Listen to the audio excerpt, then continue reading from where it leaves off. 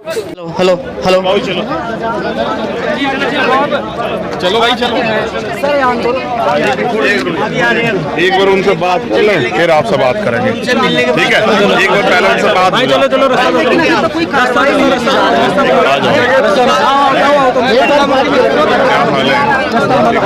हाँ भाई आराम से क्या हाल है भाई? आ जाओ।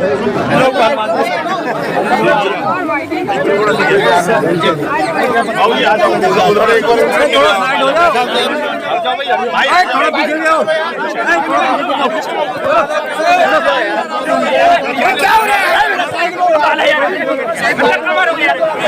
आराम से कर लो यार, सभी आदमी खड़े थे, कमाल है यार। भारत माता की जय।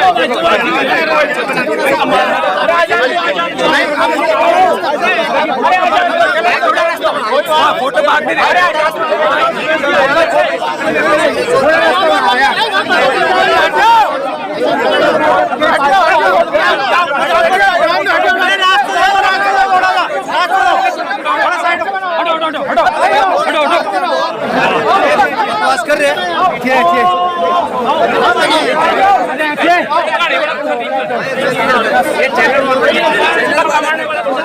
आराम से नहीं जाओ यार, हम नहीं पता है नहीं चाहता।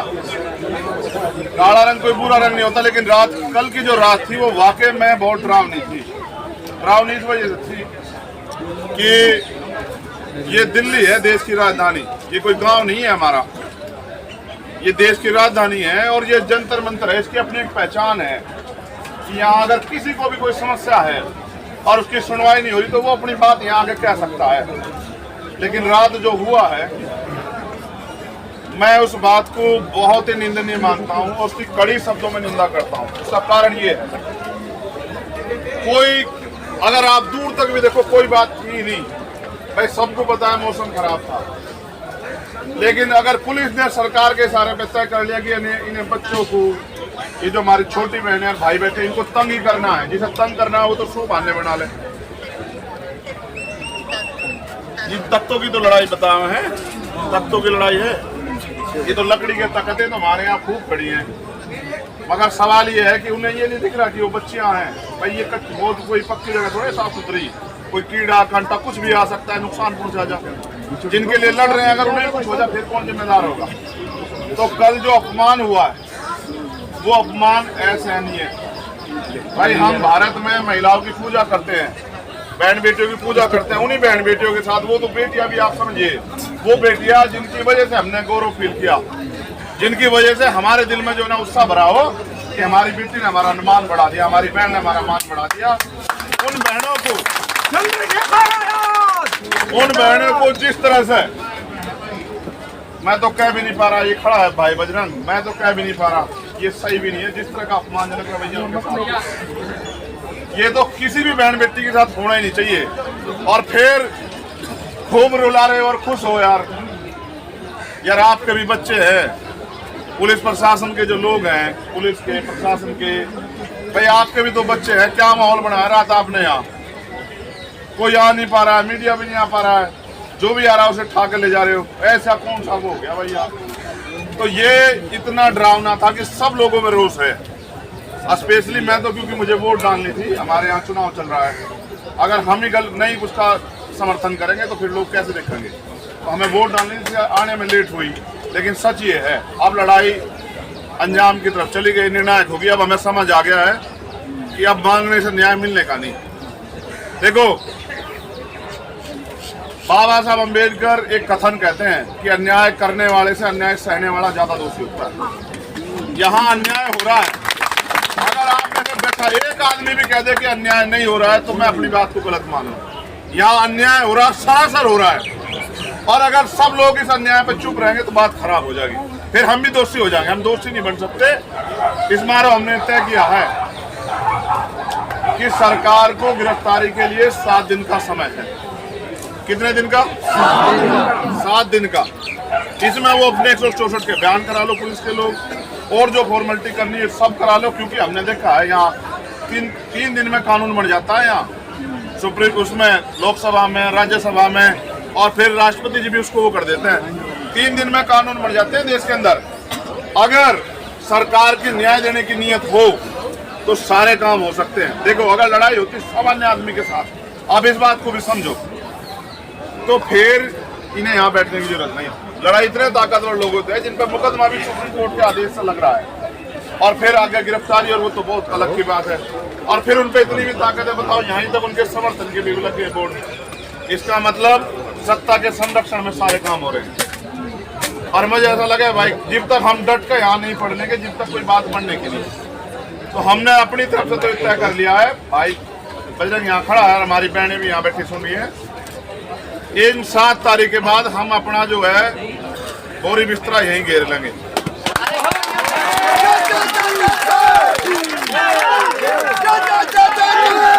और उसके बाद जीव तक देखो भाई, कुछ चीजें राजनीति, पार्टी, सब चीजों तक पर होती है। ये लड़ाई बिल्कुल वैसी ही है। देखो, याद करो, मैं आपको ये बात इसलिए सुना रहा हूँ, आज तो माइक नहीं है, वरना मेरी दिल इच्छा थी मैं आपको आज वो गाना सुनाता इनका हौसला बढ़ाने खातर, जो शहीद आजम भगत सिंह ने जेल में गया था कि सरफरोशी की तमन्ना अब हमारे दिल में है, जो इतना और वक्त आने दे बता देंगे तुझे आसमां, हम अब इनसे क्या बताएं।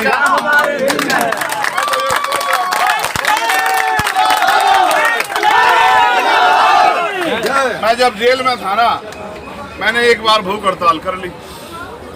अब मैंने अपने अधीक्षक को कहा मैं एक पिक्चर देखना चाहता हूँ। वो कहना है कौन सी? मैंने कहा वो the legend of Bhagat Singh. अधीक्षक समझदार आदमी था, उन्होंने कहा ना, हमें तो अपना बेड़ा गर्क नहीं करवाना, तो जो उसे देख कर तुम और हौसला ले लोगे, फिर हमारी उसमें मुसीबत करोगे। तो मैं तो आज ने वो सुनाता कि याद करो, ये वो देश है जहाँ शहीदों ने, क्रांतिकारियों ने अपनी जान, फांसी के फंदे जो है ना, वो हंसते हंसते चुम्मे, कभी रोए चिल्लाए नहीं। और माँ तो भी नु कहा, पता ये काम आपको भी कहा, देख तू रोई है ना, तो भगत सिंह की माँ है, अगर तू रोगी तो लोग कहेंगे भगत सिंह की माँ रो रही थी। और अपने बापू ने भी कह दिया कि भाई बात सुनो, अगर आपने उनसे मेरी माफीनामा मांग लिया ना, तो आप भी मेरी लड़ाई में मेरे विरोधी हो जाओ, क्योंकि मैं झुकना पसंद नहीं कर रहा हूँ। ये भी झुकना नहीं पसंद करे, बाकी और सब चीज ठीक है।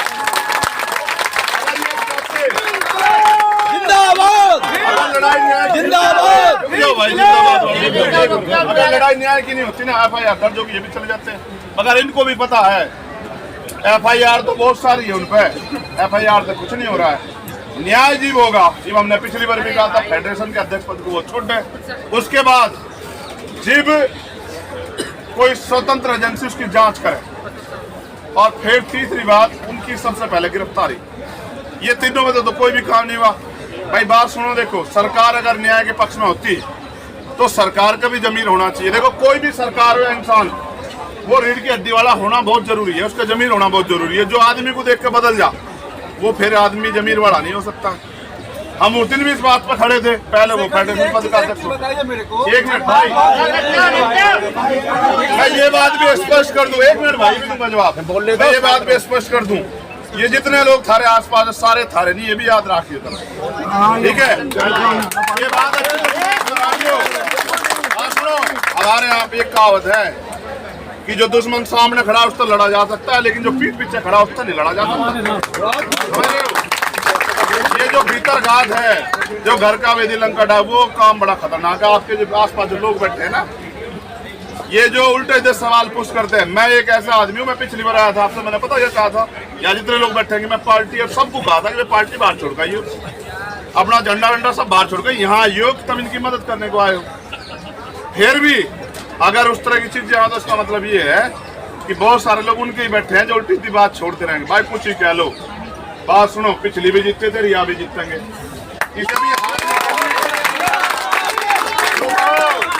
हाँ सुनो, मुगल भी थे, अंग्रेज भी थे, सारे थे, जब हम उनसे नहीं हारे तो इनसे कर हार जाएंगे। एक और बात सुनो, गुलामी जो है ना, हमारे यहाँ है, गुलामी की बेड़ियां काटने की बात हम बार बार करते हैं। गुलामी सिर्फ मानसिक नहीं होती, शारीरिक नहीं होती, मानसिक भी होती है। भाई अंग्रेज एक से ही तो थे और सब पर राज कर रहे थे, इतने तो थे भाई, भारत ज्यादा तो नहीं थे, लेकिन गुलाम कितने लोग थे देखो आप। बहुत बड़ी आबादी जो चाहती ना, एक चांटे में भगा देती उन्हें, लेकिन वो सब गुलाम बन के बैठे थे क्योंकि एकता नहीं थी और ना लड़ना चाह रहे थे। जब इन्होंने लड़ने का झंडा ठा लिया, हम इनकी गेल हैं, जो मुसीबत आओगी हम उसे बराबर की झेल लेंगे। लेकिन देखो शुरुआत होगी है, पंचायतें शुरू होगी है, कल की जो पीड़ा है वो ऐसा नहीं है।